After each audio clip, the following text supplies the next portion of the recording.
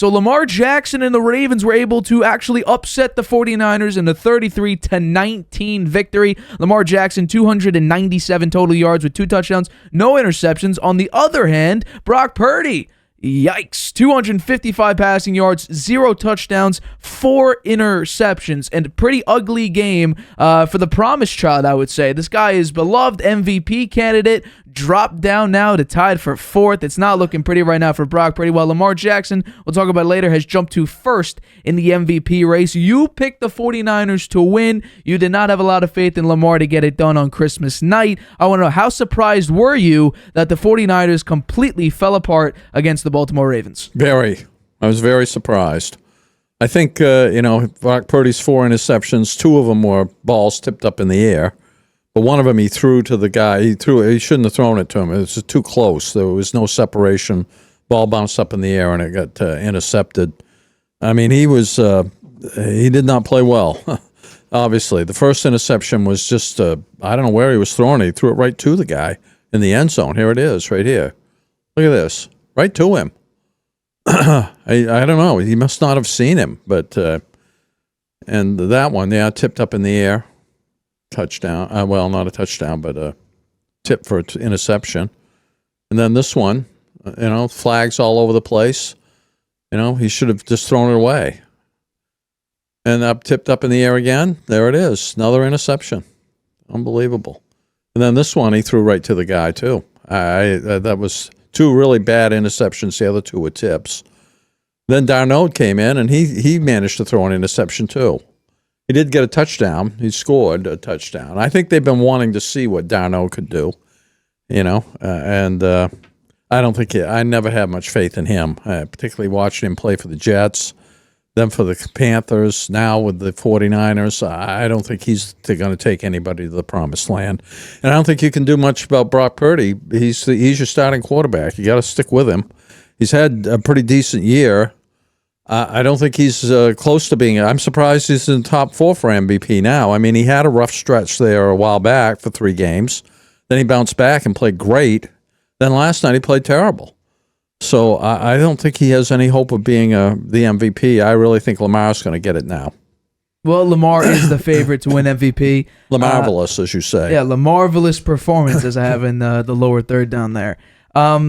Since I picked the Ravens to win, I can't say I'm that surprised. I am surprised about how poorly that Brock Purdy performed, because I thought this would be a high-scoring game. I think I said, was it 35-30, 38-35, some crazy number like that, because I thought the defenses wouldn't be as consistent against the high-powered offenses that each of these teams possesses. But I will say this. This game showed 2 things that I've been discussing. When things get rough, Brock Purdy cannot come back from any sort of adversity. He just can't. And most of his yards were in garbage time, when the game was far out of reach for anything to happen, for any real comeback to happen. And then we also saw something that I've also been saying that people have disagreed with extensively. The most important player on the 49ers is not the quarterback. While, yes, the quarterback is the most important position, when we talk about value, we saw it last night. Brock Purdy was losing the 49ers that game. CMC, on that only touchdown drive that Brock Purdy drove them down to, or rather, just was the quarterback for those drives, Christian McCaffrey had 65 out of the 67 yards on Brock Purdy's only touchdown drive. That's because Christian McCaffrey is the soul of this offense. And then and even the announcers were saying it, these guys are wide open. So it's easy to make those kinds of throws. Now, we're not NFL players. I'm not an NFL player. I'm sure a lot of you out there are also not NFL players. However, when it comes to someone who makes it into the NFL, when you show a guy on TV like a Deebo Samuel or a George Kittle, and you can't even see them in your TV screen, they're pretty wide open. I'm pretty sure any one of us can make that throw. And even the announcers are saying how wide open these receivers were. Until Lamar Jackson came up big when he needed to. The defense played a massive role in this win. Pick after pick after pick after pick. And then Lamar Jackson capitalized on each of those turnovers. Because yes, while the defense helped, on the offensive side, if the defense doesn't score a pick six or a fumble recovery touchdown, it's up to the offense to put up points, and Lamar Jackson showed why he is the MVP. Tremendous plays all around. A 3rd and 16 play, he ran it for like 31 yards. A bait from Dre Greenlaw. He looks like he's about to run. Gus Edwards goes up the middle. A simple pass to Gus Edwards. He runs it for 41 yards. It's plays like that that make Lamar Jackson separate and more valuable than really anybody else. Because he leads his team in rushing most of the time. He's obviously the quarterback, so he's the leading passer. The only thing he can't do is throw it to himself and become his own leading receiver. So what I'm taking a look at this game is, I kind of expected, I picked the Ravens to win. Because I thought Lamar Jackson, with his ability, he can get it done. This is why he's so dangerous. The 49ers were not expecting this. Brock Purdy, when he played poorly, I was waiting because he was a huge favorite. It was minus 200 to Lamar's plus 500. I was waiting for what people are telling me. Waiting for that moment. How his team does not carry him, or rather, really help him out to get victories. That's what I was waiting for. And I kept waiting, and I kept waiting, and I kept waiting. And what I saw was simple pass, 5 yards. Interception. Big time interception. That first interception, which I'll show again. This was basically in the red zone. Yeah. Was it the 15-yard line? Throws it right to the guy. Didn't check on his right side, just followed the receiver straight with his eyes, and it led to an interception. So when it comes to this Brock Purdy situation, he cannot win MVP anymore this year.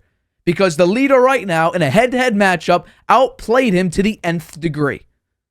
There is no question now. And we're going to talk about later who really deserves MVP and all this. But two questions were answered yesterday. CMC, when things look rough for the rest of the offense, there is one shining light, one glimmer of hope, and that's number 23 in the backfield.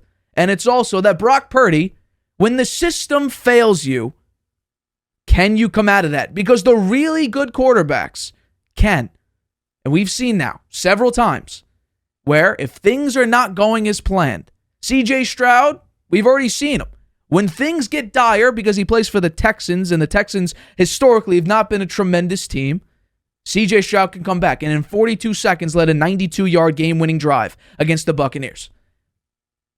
Brock Purdy can't do that. We haven't seen him do that. In nearly 180 minutes when he's trailing, the numbers do not look good. Do not look good. And that's where I'm going to bring you in again. Because this game, for me, was very eye-opening. I don't know if it was for you. But we saw a lot. I was surprised that Brock Purdy played so poorly. Right. Well, why, though? Because what were because your he's played well. expectations? Because he's been playing well recently. I think, he had the 3-game stretch where he didn't play so well. Other players were hurt. But after that, he was making some big plays, and he looked really good out there. He looked very composed. Very comfortable, having time to throw, hitting his receivers, very accurate passing, high passer rating, high completion percentage, lots of yards. He was leading for the MVP. I say more. Everybody else thought so too. It was basically unanimous. Minus 200 to plus 500. Yeah, but that completely changed last night. I think Lamar Jackson is now the MVP leader, and there's only 2 games to go. I really think he's going to get it. Well, I'll also say this. If you take a look at the roster, the difference between the amount of talent, you look on the 49ers, they can't miss on basically anything. You take a look at the Ravens, they're all banged up most of the time. Like Lamar's down to like third running back. The San Francisco got beat up during this game. Their offensive line, they lost 2 of their players, right? They lost their all-pro offensive lineman. Trent Williams, I don't think Trent Williams, he was out. He was on the sidelines there in the second half. And then another guy got hurt near the end, too. Yeah. And I also found it interesting that the game plan shifted because this team, the yards per attempt, people love to talk about, historical yards per attempt. They played very conservative in that second half. Very, very conservative. Short passing, no over-the-top throws.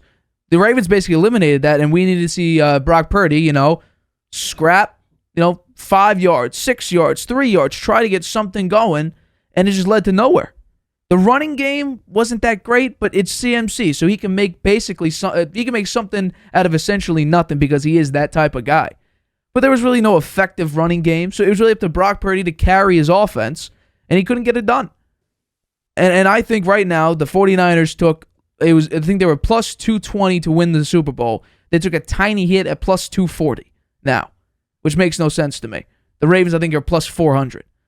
I don't know do you think that the Super Bowl odds should be flipped now for both the Ravens and the 49ers? Because right now the 49ers are still decent favorites. Earlier I thought we were picking our teams for the playoffs in the Super Bowl. Right. But I was a little premature, and I was picking the Ravens a while back. I'd since kind of changed. Actually, I've changed twice. I thought the Eagles were the team for a while there. Right. Now I don't think so. They lost 3 in a row. They kind of just barely beat the Giants, right? Yeah. The Giants were driving for a tying score there last night. And so and then I thought San Francisco was the team, right? So now I think it's I'm back to the Ravens. You're going to your I think the Ravens, pick. they really impressed me last night. They played very well. The defense looked great. Yeah. They're very well coached. Lamar Jackson is amazing. I mean, watching him out there, they look like they have him bottled up. He jukes one way, runs the other way, runs around a couple of players, runs down the middle, over to the side, still behind the line of scrimmage, throws a pass, complete. Really amazing. I was very impressed with him. I can see why he's the leader now, with a little bit of distance there too. I think that it looks like the guy that, unless something terrible happens to him in the last 2 games here, I don't think anybody else is going to, unless Christian McCaffrey has 7 or 8 touchdowns in the last 2 games. I think Lamar's got it. Yeah, I would say right now Lamar, deserves to be a decently heavy MVP favorite. And then the Ravens, right, hanging in there to get Lamar Jackson back with them. Yeah. Smart move on their part. But very smart move. They got their money's worth this year. Very rough He's card, played though. very well in December, right? Last 2 years he's been hurt in December. Yeah, we haven't seen him. He's healthy this year. They might, they blocked up a playoff spot, right? But they haven't got the number 1. Correct. They haven't got number 1. They haven't secured the number 1 seed yet. If they win this week, will they get that? Yeah. So if they do that, they ought to rest him in the last game, I think. Maybe. You might want to do that. Who are their last 2 games against? The Ravens in the last 2 games of the season, they're 12-3 right now. They play Miami and Pittsburgh. Well, both at home, by the way. Both at home. So Miami's you have a little bit of a home trip, and then you have that. If they get the number 1 seed, you have that bye. Is Miami at home or on the road? The last 2 games are at home. At home, okay. So you could be at home basically the rest of the season. If you think about it, besides until the Super Bowl, yeah, which is in Las Vegas. Well, you know what, it's theirs to lose now. I mean, they're set up perfectly, right? Absolutely, they're set up perfectly. They can play at home all the way through the rest of the season, through the playoffs, just to get to the Super Bowl. They'll have a home game for the AFC Championship if they get that far. And therein lies the question: Lamar in the playoffs, right? Right. He hasn't had good success in the playoffs yet. This is his year. And this is his year. If I'm thinking about it, there's really only one team I trust in the AFC, and that's the Ravens. I mean, this is going to sound ridiculous. The Browns may be number 2 because they have a great defense, and Joe Flacco is playing like 2012 playoff Joe Flacco right now. Amari Cooper had 65 yards and 2 touchdowns? Yeah, he's made the players around him much better, right? He's been incredible this season so far. So maybe them, because their defense also has been very consistent this season. So maybe the Browns will be on number 2. The Dolphins, I think, are right there as well. I think because with the win over the Cowboys, which we'll talk about. I have my doubts about the Dolphins. I do too, but with the win over the Cowboys, they finally beat a team over 500. So we'll a little talk late about in the that. season to be doing that, right? Hey, the Cowboys are still struggling Better with that. late than another. That was a close game. We're going to talk about it. We're going to talk about that. Yeah. Hi, everybody. Thanks for watching. Make sure you subscribe here to get the latest from the show. Also, if you want to check out the full episode, make sure you click the I in the top right-hand corner right now. If you want to listen to this show anywhere you go, make sure you go to anchor.fm/The Harvey Hour or anywhere you get your podcasts.